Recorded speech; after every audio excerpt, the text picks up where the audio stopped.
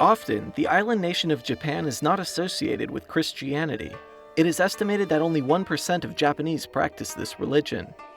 Practicing Christianity in Japan hasn't always been easy through the course of history, but now it can be practiced freely.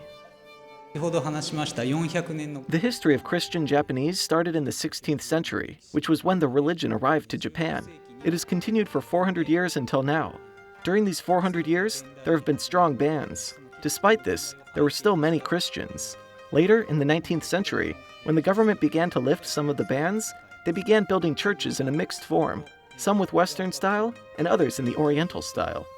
Examples of these churches and the treasures they hold can be seen in Rome this week. The exhibition, Churches and Christian Sites of Nagasaki, is being housed in the Palazzo della Cancelleria. Christianity's deepest roots in Japan are at Nagasaki. That's why it has been nominated as a candidate World Heritage Site in 2015. Cities like Goto, Hamaki, Shiatsu, Ono, Kuroshima, and Tabara built churches during the 19th century. About 300 years prior, Francis Xavier had started a movement in Japan. Francis Xavier is widely known in Japan. He was the first person to bring Christian culture to Japan. First, he arrived in the Kagoshima province, and then to Nagasaki, always as a Christian missionary. As schoolchildren, his name appeared in all of our history classes. All of the Japanese people, we know him.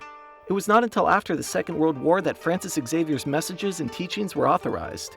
It had been almost 300 years since Xavier had traveled the world, and persecutions and bans had happened in Japan. Now, a window to Japan's greatest Christian treasures has opened in Rome.